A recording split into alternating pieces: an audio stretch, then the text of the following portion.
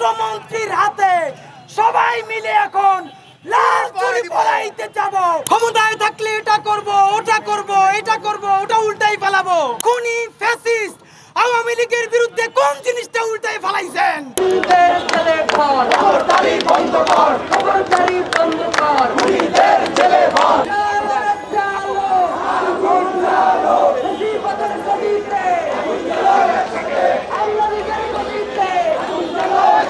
উপদেষ্টাও হইতে হবে আর পপুলিজমও চর্চা করতে হবে। আইন উপদেষ্টা পোস্ট দিচ্ছেন, বিচার করতে হবে। আপনার কাছে প্রশ্ন করি, কে বিচার করবে? যখন উপদেষ্টা ছিলেন না, প্রতিদিন তাহাজ্জুদের নামাজের ওয়াক্তের মুসল্লির মতো সুন্দর সুন্দর পোস্ট দিতেন। ক্ষমতায় থাকলে এটা করব, ওটা করব, এটা করব, ওটা উল্টাই ফেলাবো। জানতে চাই, গত 6 মাসে খুনি ফ্যাসিস্ট আওয়ামী লীগের বিরুদ্ধে কোন জিনিসটা উল্টাই ফেলাইছেন? উল্টা তো ফালানি নাই, বৌরি নিয়ে ভারতের দূতাবাসে পিকনিক খাইতে গেছেন। ভারতীয় দূতাবাস দাওয়াত দিছে, রাষ্ট্রের প্রয়োজনে আপনাদের যাওয়া লাগে বুঝি, এই জন্য আপনার বউরাও কেন নিয়ে যাওয়া লাগবে? আপনারা সেইখানে কি প্রমাণ করতে চান? হাঙ্কি পাঙ্কি বুঝাইয়া আর বেশি দিন উপদেষ্টার চেয়ারে থাকা যাবে না।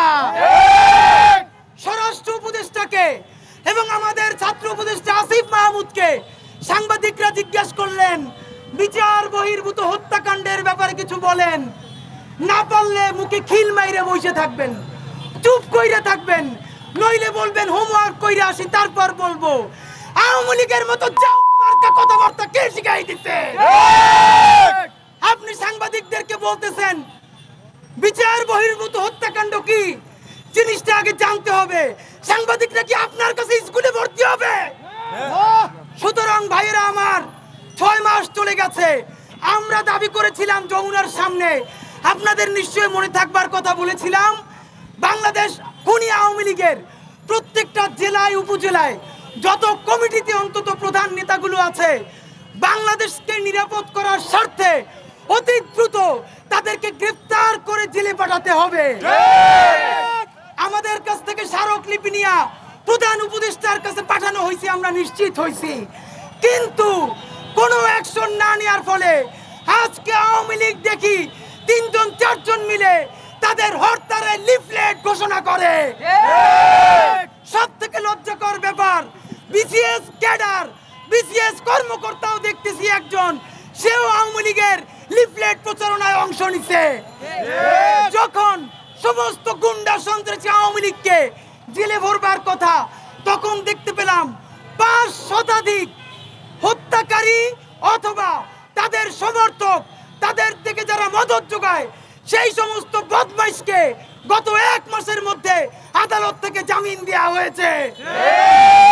বিসিএস কর্মকর্তা উর্মি যত বড় বদমাইশ, তার এতদিনে চাকরি চলে যাওয়ার কথা, অথচ আমরা দেখলাম গত 2 দিন আগে তাকে জামিন দেওয়া হয়েছে।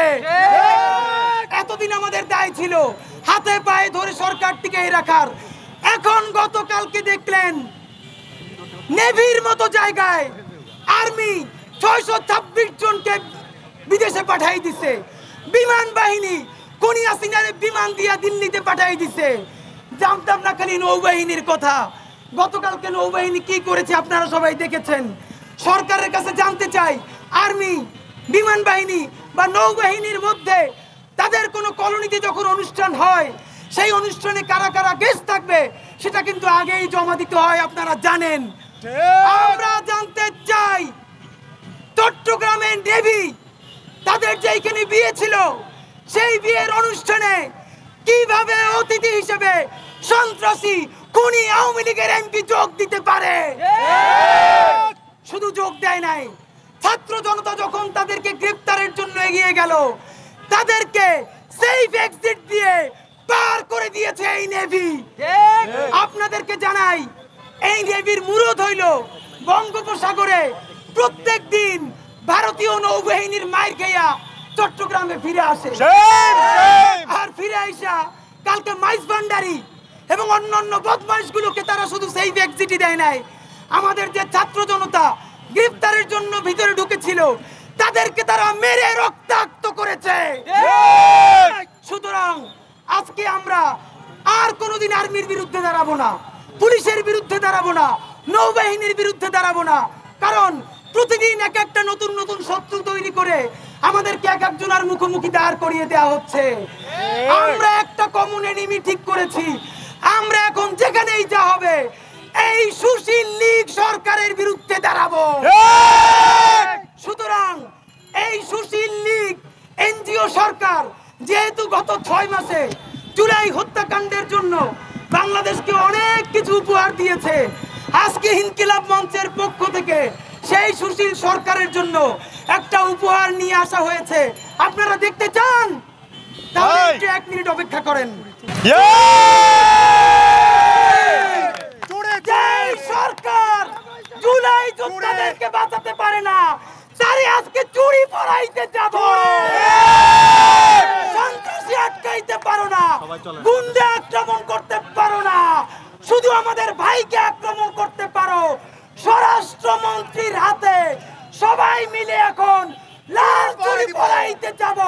আপনারা যাবেন? এখন আমরা স্বরাষ্ট্র মন্ত্রণালয় অভিমুখে এই ছাত্র জনতার চুরি নিয়ে যাব। সবাই আমাদের সাথে চলেন।